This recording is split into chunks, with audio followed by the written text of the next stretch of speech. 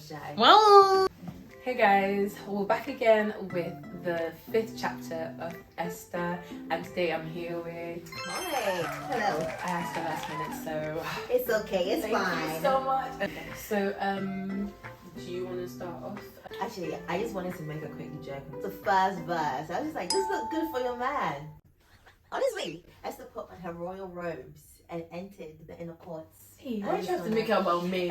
We We just started. Oh, this is now I'm hating. I know I will. Just look good for your husband. I will. Apart from the jokes, we can actually go I know. properly. Okay, let's just do a quick recap. So at the moment, Esther's aware of what Haman's done. Mordecai has alerted her. She's fasted with Mordecai for 3 days. She and her maids did it, and then he did it with, I guess, the Jewish people. Yeah.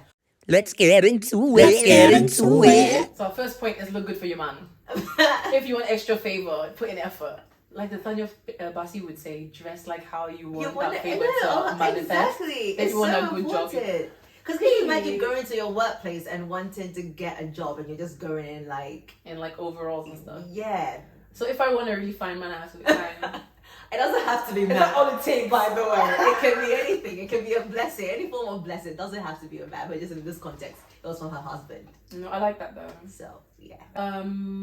We see in like the first few verses that, you know, Esther taking time to go into her prayer room to fast and pray and possibly worship. It really worked out because then, aside her, you know, applying faith, and then she didn't forget the works. She did the works and then went into his presence. He saw her and he was delighted. Right. When the king saw Queen Esther standing in the court, he was pleased with her and held out to her the golden scepter that was in his hand. So just for a bit of context, if he didn't do that, that meant Esther was going to be killed there and then, because no one can come into the presence of the king without being summoned. Right. So yeah, that was the result of fasting. So prayer works, fasting works. Right. Let's do it. I also wanted to add to that there is a boldness that comes with prayer and fasting. It could have been that she was just fearful because as she said, the king had to summon people. She wasn't summoned, and she just went there just hoping and praying with the faith that she had that things will go as planned. So I think even when we pray and when we do fast, there is a boldness of you attacking that thing. Okay. With it, I think. Are you saying like when you fast and pray, we're kind of like impacted with that boldness, or you have to apply that boldness? I think we're impacted with it for sure, but there needs to be an outpouring of it. There needs to be an activation of that spirit. Activate. Oh, that's really good. I think the Bible even says he's given us a spirit of boldness, and not fear. So yeah, absolutely, and it's up to us to apply it. Exactly. Nice. Yeah. I like that. Yeah. You know, one thing as well. I know we're going back to this whole look good for your man thing. I'm sorry, but it had results. If you look at verse 3, the king is even like, "What is it, Queen Esther? What is your request?" Even up to half the kingdom, I'll give it to you. And my mom, oh my god, my mom said something. She's like, "Sometimes men are babies." Oh, Auntie's telling the truth. No, but when they see something nice, I'm not moved by what I see. Yeah, this king was. He was. Well, obviously he was moved by the praying and the fasting. Yes, of course. You have to put effort into it because he looked at her and he thought, my. What do you want? Half the kingdom? You got it. Buy your mama a house. Buy another house. Another one. Another one. No, this is really encouraging. Yeah. Imagine if Queen Esther looked like what her people are going through. You would see her and be like, get out of my sight. Like, you're gonna get murdered. That's For real. insane. Imagine murdered for looking clapped. oh, That's about offense. Jump scare. Oh my god. Imagine having the attention of a king just because of obviously how you look, but then what you do in the background. Right. So it just kind of gingers me up to really put in effort to speak out before I do. Yes. Because then do what you can and then God does the rest. So that was just nice to see. And also I would love for somebody to ask me, do I want half of the kingdom? Because, you know. But yeah, and also she had a lot of decorum. You could tell like Esther could have lashed out at any time because you have to remember she feels like a total stranger. Yeah. She doesn't know anybody in the palace, but she's grown to know them for about a year. Yeah. But it's not the same as like being amongst your people. Yeah. She's always had to like watch her step in case she's walking on eggshells, things like that.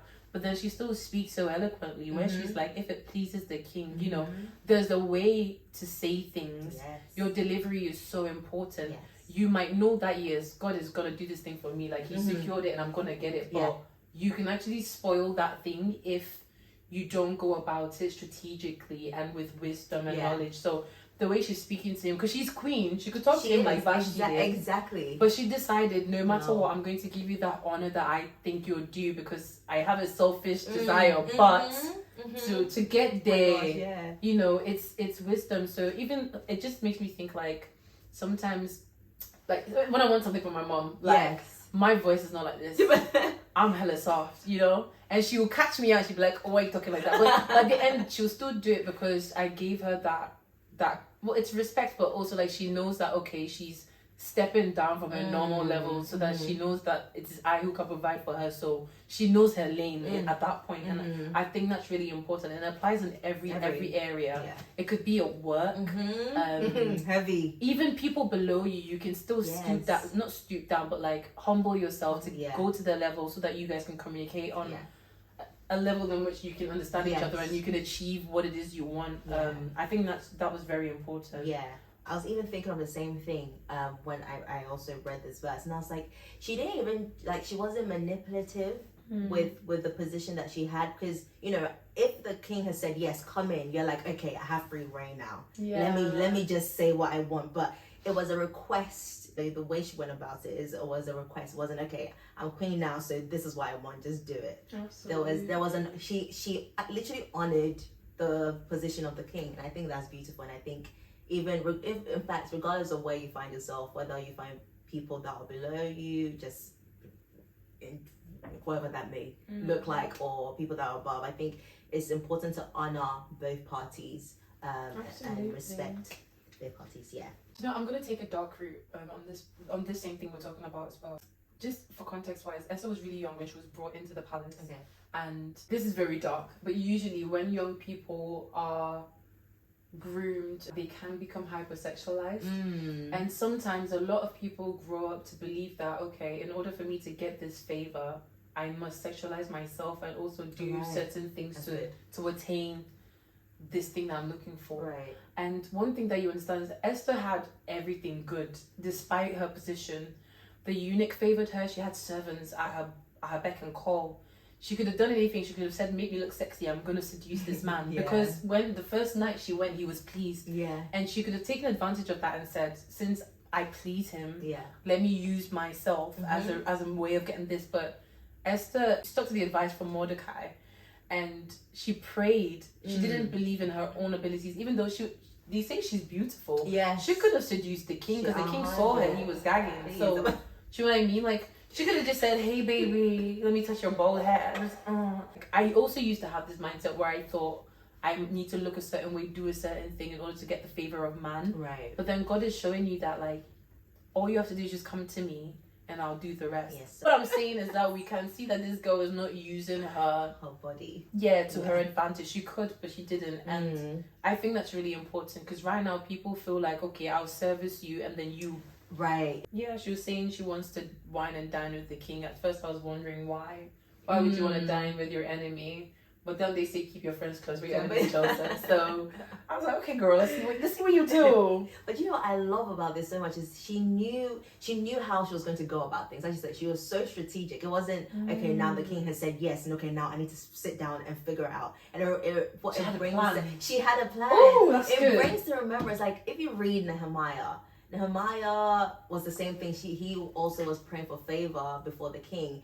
And when the king favored him, he had a plan. He knew what he was doing, where he was going. Have a plan. God can still honor your plan. Yes. Do you know what's crazy? A lot of times people say, like, yes, before you do anything, you go and pray to God, etc. Yeah. But he has also given you that wisdom and knowledge to use. So it's okay to devise a plan and take it to him as well. Exactly. We don't obviously get the intricate details, but I like that. She had a plan. Yeah. Wow. And if God says no to your plan, it's fine. Yeah, you gotta be flexible with it. Yeah. Oh my God. Wow, have a plan. Have a plan. Okay. Ooh, you're speaking to me, girl. Okay, shake my tail. Oh, if I don't let anything today, have a plan. I needed this today. Thank God. Thank goodness. Oh, this just jumped up to me. She didn't lie. In verse 7, I like that she, again, just the boldness, and just, she was direct. It wasn't, like people walk around on eggshells around people. She was just direct. This is what I am coming to you for. And I don't think there was any fear even though she knew that it's possible that she, at any point she could have just lost everything. But I think she was just very direct with her request, and just as we were meant to be with God, be direct with your request. He sees be all. intentional. Yeah. And do you know one thing I've just realized as well? She paced herself. So you said, have a plan, and I feel like when you have a plan, it does tell you when the right time is for certain things. Yeah. So obviously when we go ahead, we see that, she doesn't invite them to a banquet just once. Yeah. It was a couple of times before her revealing of stuff in other chapters. So in order to execute our plans properly, we also have to pace ourselves. And she did this really well. She was patient with it. Like I said, with the plan, she was just patient with it, just one step at a time. I mean, she did say, if I die, I die. Yes. So, well, girl. Yeah. Oh, favorite character, Haman. I call him Hitler. Hitler for a reason. Yeah. No, real talk. He is actually Hitler. Real talk. Who came first, Hitler or Haman? Oh. Every time he comes out of the palace and he sees Mordecai, it's kind of like, the rage of his ancestors attacks him again, and he just... Can we just talk about how that's a spirit? The spirit in him was at work. for you to be happy and see one man, you're like, you know what? I'm not happy anymore because Mordecai is still walking around in the palace alive and well. Do you know what's mad when you just said it's a spirit? If you read verse 9, it says, Haman went out that day happy and in high spirits, but when he saw Mordecai at the king's gate and observed that he neither rose nor showed fear in his presence, then it says, He was filled. Yes. With rage. So that means that thing wasn't there. Yeah. It came into him once he saw that trigger. Yeah.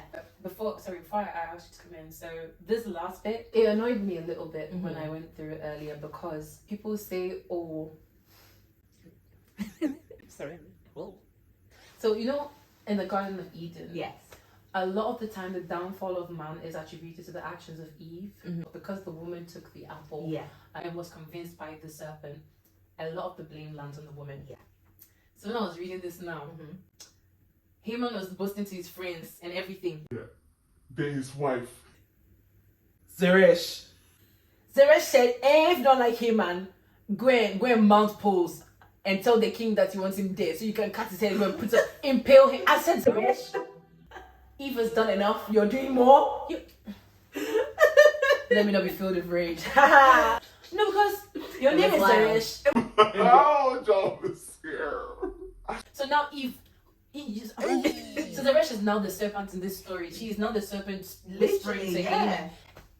Placing the thoughts and the plans and the actions for you to impale. Okay, on the flip side, women have power. Right. They are very influential, and I think this is a good example of how influential women are. If you continue reading, it says that these suggestions delighted Haman. Yes. To know that my wife wants... And then if my wife likes it, then it's good. It's like that supports. But Haman is also mad. For you to now agree and say, yeah. That's good. Yeah. Why you gotta say like that? I wonder from another perspective if in her head it just made sense and that was the right thing to do, even though you're annihilating the whole what. Do you think she's trying to be a pick-me?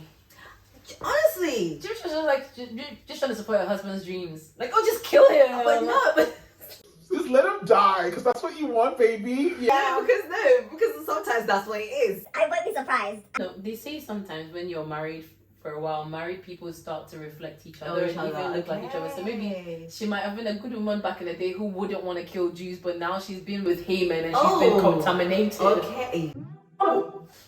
So possibility. Yeah. The two have become one. Yeah. Be careful who you marry, guys. Oh. You don't want to marry a Haman. Oh, whoa. I rebuke it. Father, we bind. For real. I was just gonna say, I just find it funny because I know what's coming next. He's like, oh yeah, Esther loves me. So I don't know, every time I read it, he says, I'm the only person Queen Esther invited to accompany the king. I wonder if he has some form of honor for Esther in that aspect. So it's like, it's an honor for him, for Esther to bring him He doesn't know who she is. Yes. Oh my gosh, when the Bible says, my God will lift up a standard. Oh. As a Jew, if Haman knew you were a Jew, he wouldn't respect you. Literally. But little does he know that the person he honors so much is the same person he kind of hates. Yes. So you ask yourself, why do I even hate these people in the first place? Exactly. Wow. And the only difference is that she's a Jew. Nothing else. it costs you nothing to be kind to people. For real. Like, what a ton of events. But Guys, that's all for now. Mommy, thank you so much. Thank you so much for I'm agreeing glad. to do Oh, this. this was really fun. I'll come back again. Oh my gosh, you know, I Please really have me. I want to have like a group. Oh, If we could maybe have a group to like that would be crown the lovely. chapter, maybe chapter 10 Yes. together. So guys, if you're watching this, yeah, I'm really happy to hear that. But yeah, thank God for life. Yeah. See you on my next video.